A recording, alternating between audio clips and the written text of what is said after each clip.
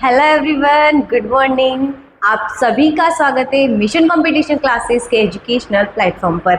आज है 2 जून और हम स्टार्टिंग करने जा रहे हैं अपनी करंट अफेयर्स की क्लास कुछ मोटिवेशनल लाइंस के साथ कि जीतने वाले कुछ अलग नहीं करते, बस हार से डरते नहीं हैं और जो लोग खुद पर विश्वास रखते हैं वही अक्सर इतिहास लिख जाते हैं। इसलिए खुद पर विश्वास होना बहुत ज़रूरी है। तो हमारा पहला क्वेश्चन देखते हैं हम कि बेसिक एनिमल हस्बेंड्री स्टैटिस्टिक्स बुनियादी पशुपालन सांख्यिकी की नवीनतम रिपोर्ट के अनुसार भारत के कुल दुग्ध उत्पादन में राजस्थान का कौन सा स्थान है।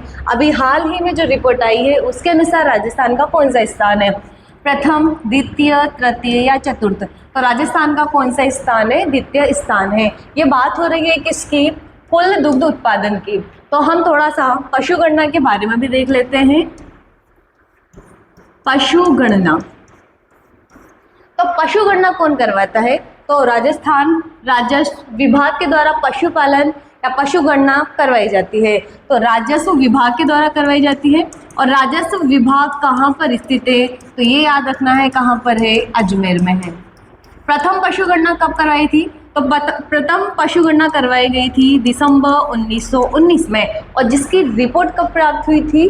तो ये कब हुई थी? ये हुई थी अप्रैल 1920 में हुई थी।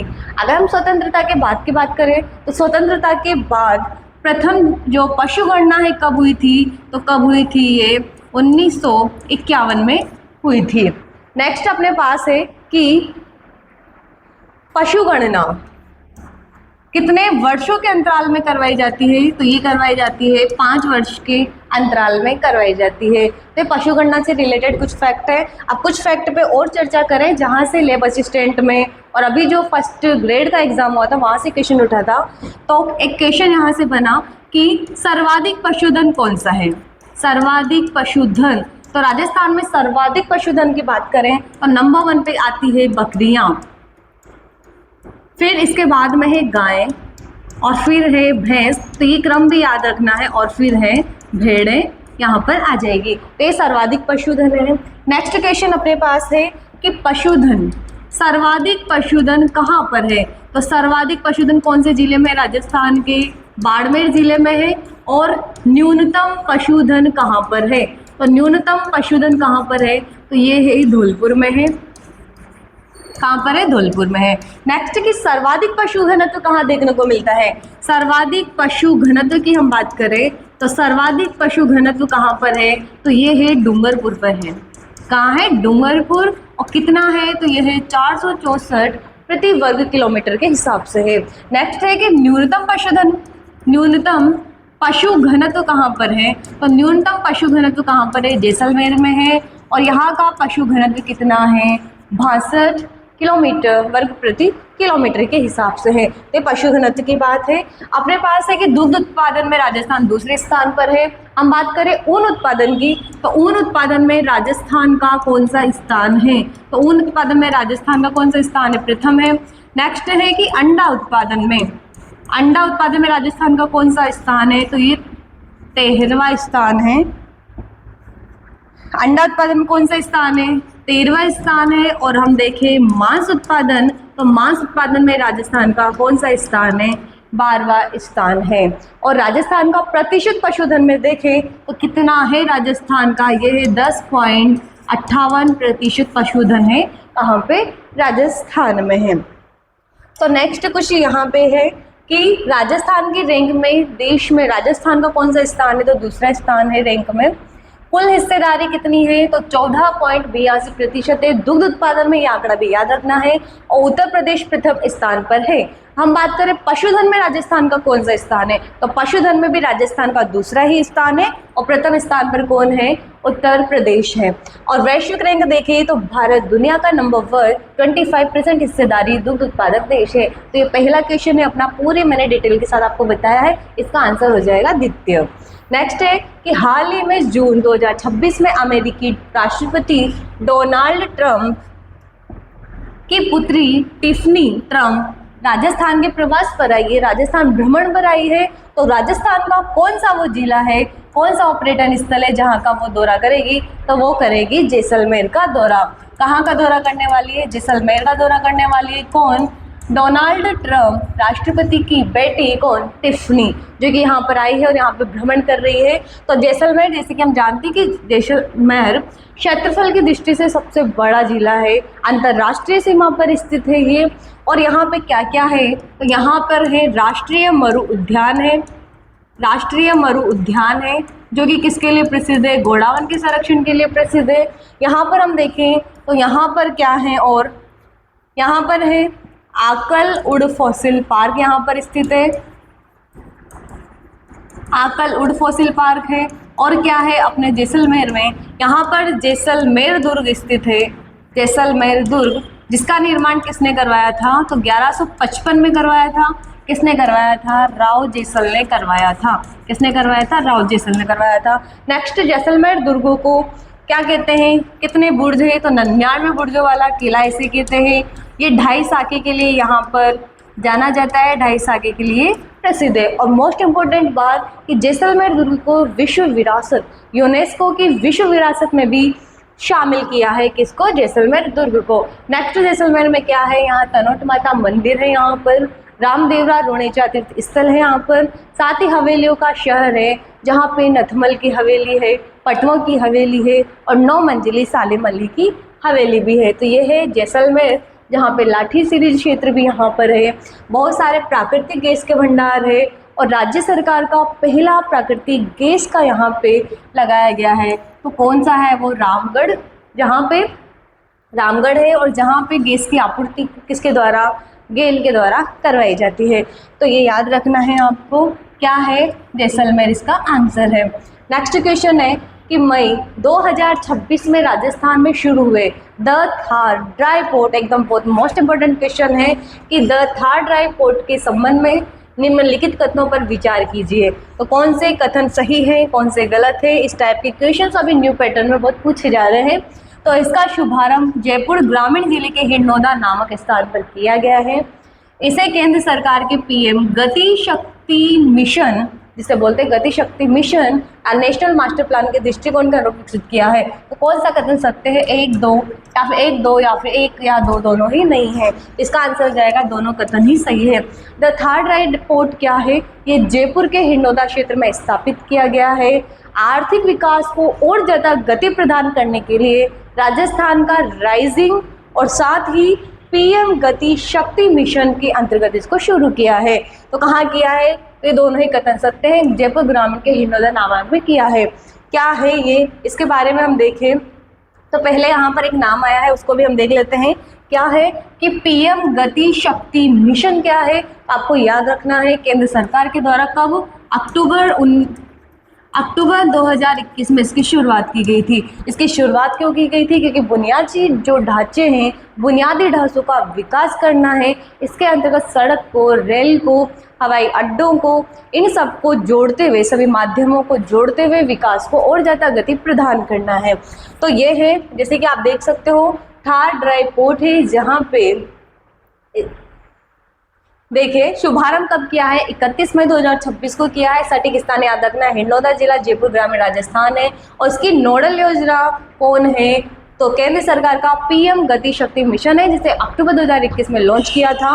और इसके सहयोगी कौन होने वाला है? तो राज्य सरकार का राइजिंग राजस्थान इनिशिएटिव इसके साथ कार्य करने वाला है। और इसकी संचालक कंपनी कौन सी है? तो हस्ती पेट्रोकेमिकल एंड शिपिंग लिमिटेड है।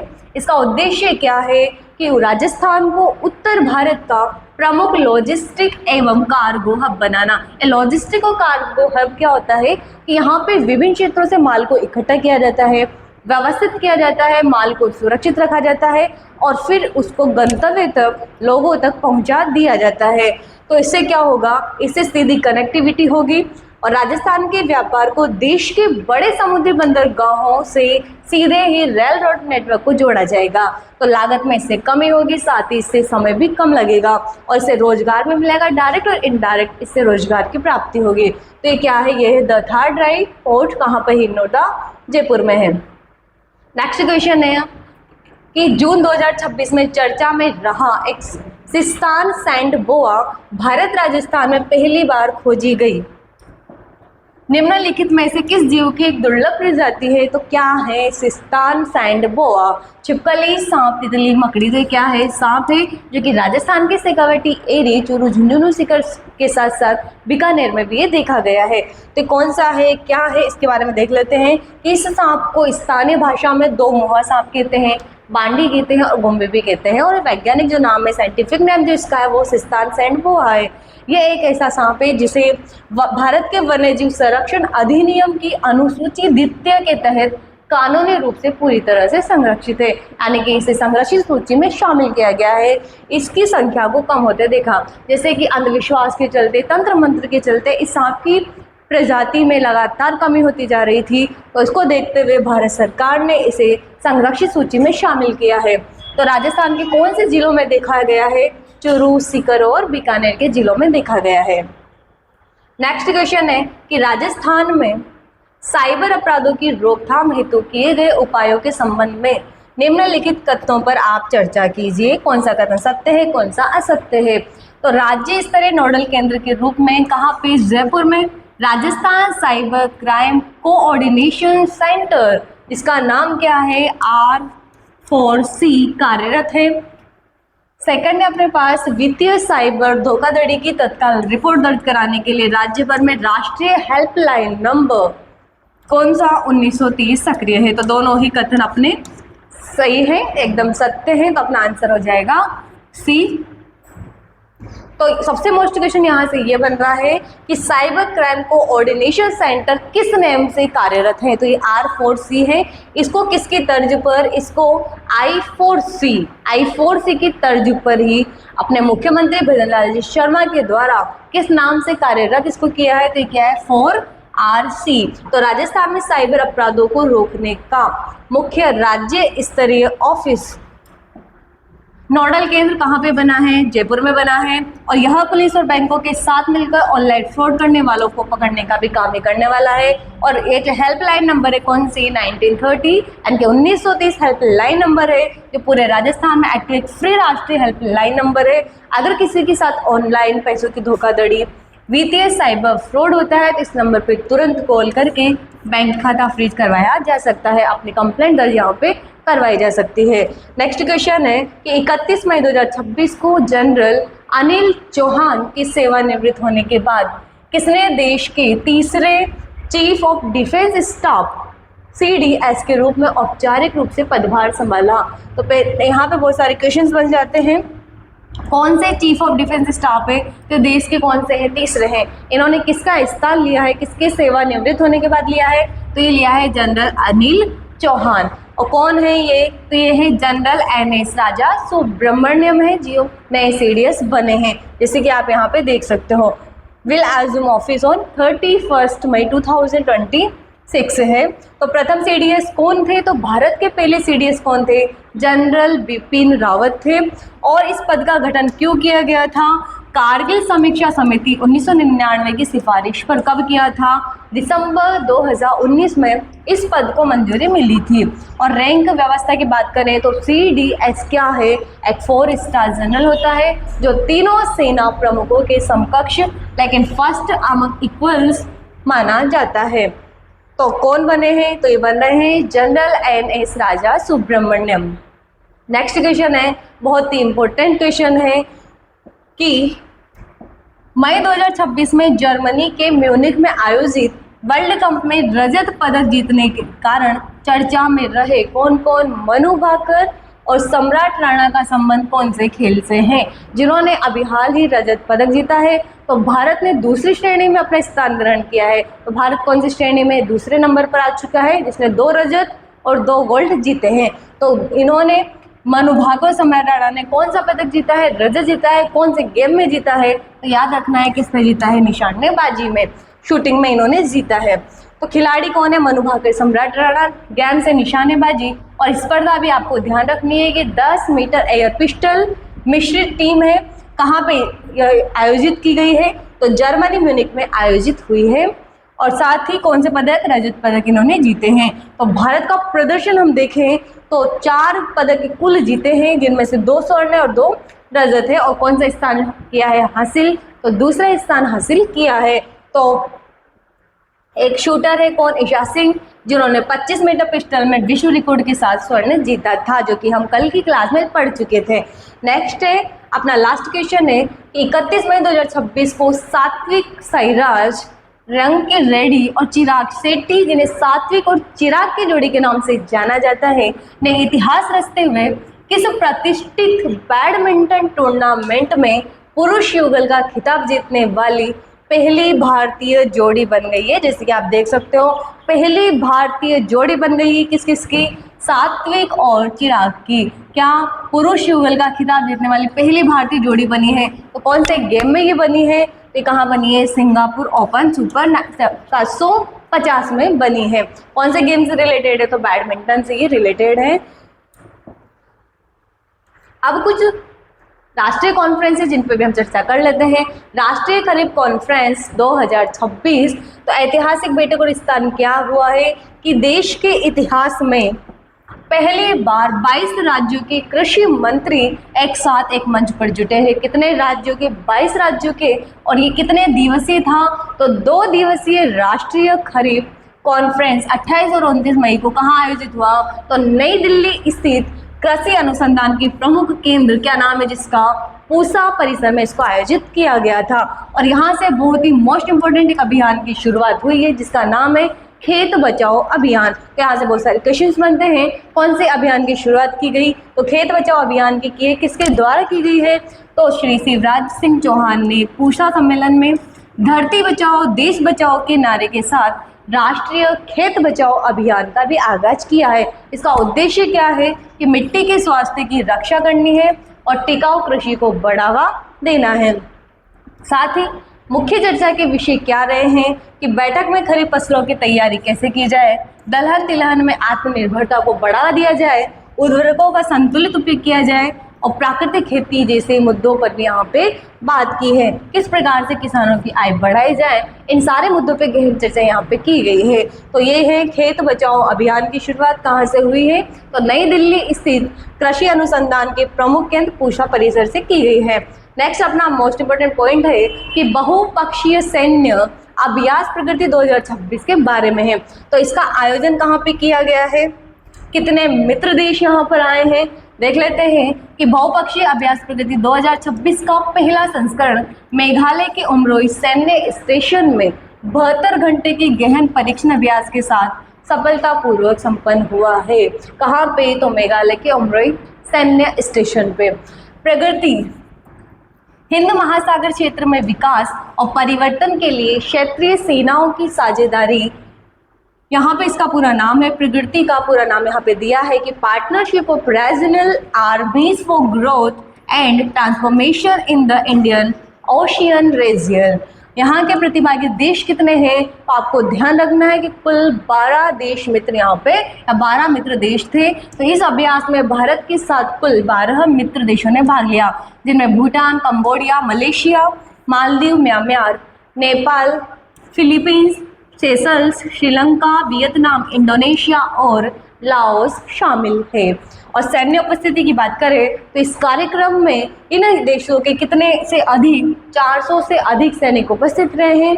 13 मित्र देशों के 6 उप प्रमुख और 40 से अधिक वरिष्ठ सेना अधिकारी शामिल हुए हैं। भारतीय सेना के उप प्रमुख लेफ्टिनेंट जनरल कौन थे? जनरल धीरज सेठ ने भी सभी गणमान्य व्यक्तियों की मेजबानी की है। इसको करने का प्रमुख उद्देश्य क्या था कि इस अभ्यास का प्राथमिक लक्ष्य अर्ध पहाड़ी और जंगली इलाकों में आतंकवाद विरोधी अभियानों के लिए संयुक्त कौशल विकसित करना था, आपसी विश्वास बढ़ाना था और सैन्य अंतर संचालनीयता को भी मजबूत करना था। सैन्य सुविधा को और ज़्यादा डेवलप करने के लिए, विकास करने के लिए, आतंकवादी गतिविधियों को रोकने के लिए ये किया गया था। तो मेघालय के कौन से क्षेत्र में? उमरोई सैन्य स्टेशन में शुरू हुआ था। कितने देश थे? 12 मित्र देश इसमें थे। तो ये था अपना लास्ट क्वेश्चन। अगर आपको अच्छा लगा हो, वीडियो पसंद आए हो तो ज़रूर लाइक करें, शेयर करें और सब्सक्राइब भी करें। Thank you so much.